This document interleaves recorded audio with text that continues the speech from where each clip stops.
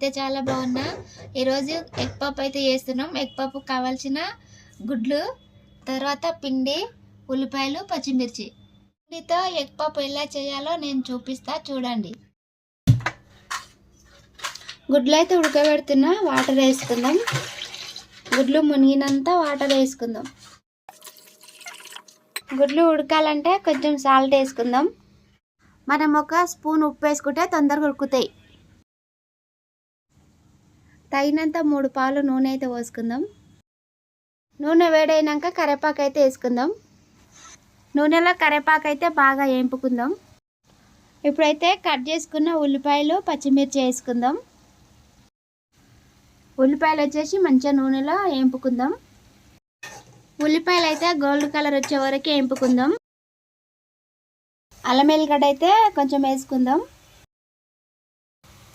ఇది పచ్చి వాసన పోయినంత వరకు నూనెలో వేపుకుందాం. తగినంత పసుపు వేసుకుందాం. మంచిగా మిక్సీ వేద్దాం. కొద్దిగా కారం అయితే వేసుకుందాం. ఒక స్పూన్ మీద సగం స్పూను ఉప్పు అయితే వేసుకుందాం. కొద్దిగా మంచిగా మిక్సీ వేసుకుందాం. ఇప్పుడైతే కారము, ఉప్పు, అల్లం ఎల్లిగడ్డ, పసుపు అన్నీ వేసుకున్నాము. తర్వాత 5 నిమిషాలు అయినాక దింపేసుకుందాం. ఎగ్ పప్పు కావాల్సిన కర్రీ అయితే తయారైపోయింది. ఎగ్ పప్పు ఎలా చేయాలో చూద్దాం రండి. గుడ్లు అయితే ఉడకబెట్టుకున్నాం కదా, దాని మీద తొక్క అయితే తీద్దాం. ఓకేనా? చూడండి ఫ్రెండ్స్, గుడ్లు అయితే మంచిగా ఒలుచుకున్నాము. ఇప్పుడైతే కట్ చేసుకుందాం. గుడ్డు అయితే కట్ చేసుకుందాం. చూడండి గుడ్లు అయితే ఇలా కట్ చేసుకొని పెట్టుకోవాలన్నీ. ఓకేనా? ఈ పిండి అయితే ఇలా రౌండ్ ముద్దలు కట్టుకొని అయితే ఇట్లా రౌండ్ వేసుకొని ఇలా మడత పెట్టుకోవాలి 2 సైడ్లో.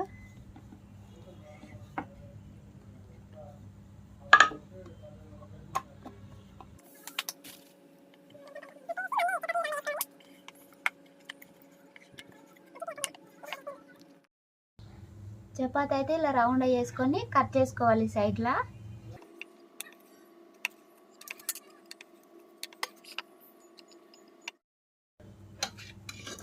ఇప్పుడైతే అలా కట్ చేసుకున్నాక ఉల్లిగడ్డ కర్రీ ఉంది కదా, కర్రీ అయితే వేసుకుందాం.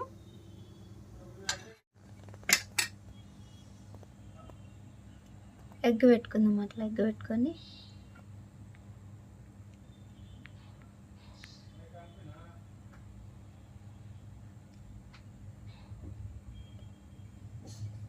ఇలా చేసుకుంటే అయిపోయింది. ఓకేనా? ఎగ్ పప్పు అయితే ఇన్ని రెడీ అయినాయి. ఇప్పుడైతే నూనె పోసుకొని వేపుదాం. ఓకేనా? పప్పు అయితే నూనెలో వేసుకుందాం. వేడయింది. ఓకేనా? చూడండి మంచిగా వేడయింది, కాలుతున్నాయి.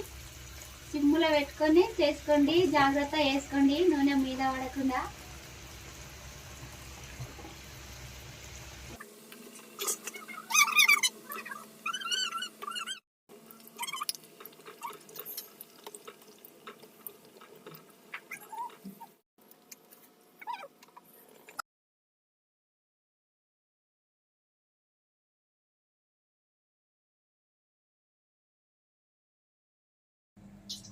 చూడండి ఎగ్ పప్పు అయితే రెడీ అయిపోయినాయి. ఓకేనా?